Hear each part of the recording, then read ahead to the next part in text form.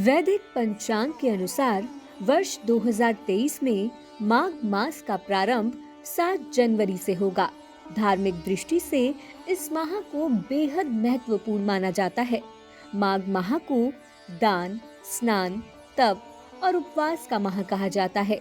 इस समय लोग कल्पवास भी करते हैं। सनातन धर्म में इस पवित्र माह से जुड़े कुछ विशेष नियम भी बताए गए हैं। तो आइए जानते हैं माघ मास में क्या करना चाहिए और क्या नहीं।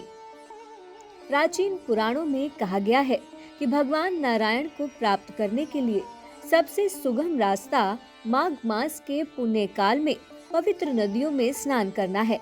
अगर आप पवित्र नदियों में स्नान नहीं कर सकते हैं तो इस महीने सुबह जल्दी उठकर स्नान के पानी में गंगा जल मिलाकर उससे स्नान करें।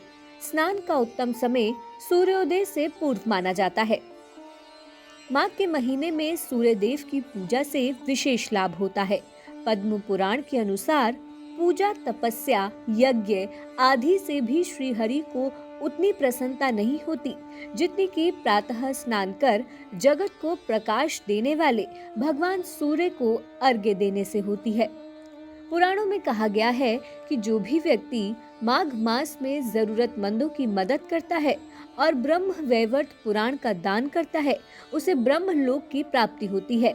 इस माह में अन्न, दूध, फल, चावल, तिल और आंवले का दान एवं गरीबों, साधु महात्माओं तथा ब्राह्मणों को भोजन करवाना चाहिए। माघ मास में गर्म कपड़े, ऊनी वस्त्र दान करना भी बड़ा ही पुण्यदायी कहा गया है। माघ मास में हर रोज गीता का पाठ करना चाहिए। ऐसा करने से मन शांत रहता है और भगवान नारायण का आशीर्वाद भी मिलता है। इस माह में भगवान विष्णु को नियमित तिल अर्पित करें। कहते हैं कि तिल से भगवान की पूजा करने और तिल बोलने मात्र से पाप का प्रभाव तिल तिल कर क्षय होने लगता है।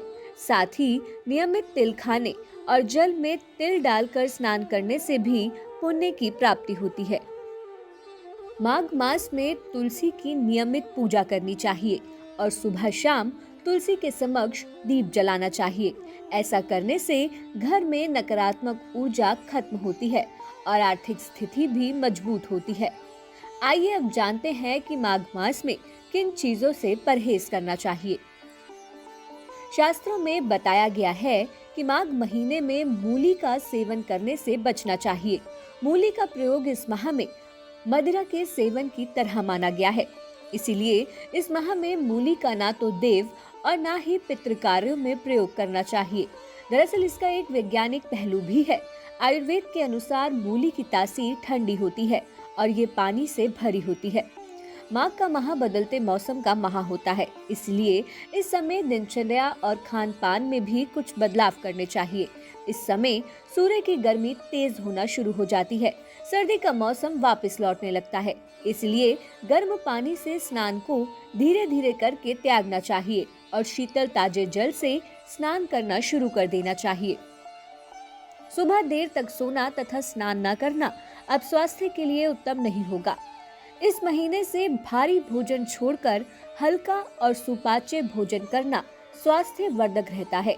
इस माह में अगर केवल एक वेला भोजन किया जाए तो आरोग्य और एकाग्रता की प्राप्ति होती है।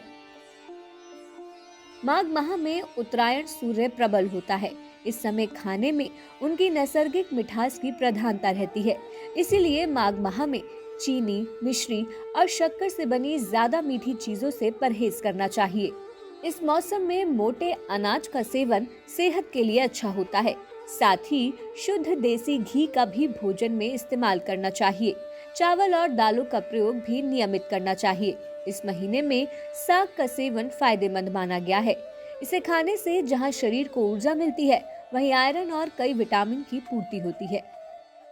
आप हमारे संत वाणी चैनल को सब्सक्राइब करें, वीडियो को लाइक करें, शेयर करें और हाँ, बेल आइकन पर क्लिक करना बिल्कुल ना भूलें ताकि हमारी किसी भी वीडियो की सूचना सबसे पहले आपको मिले।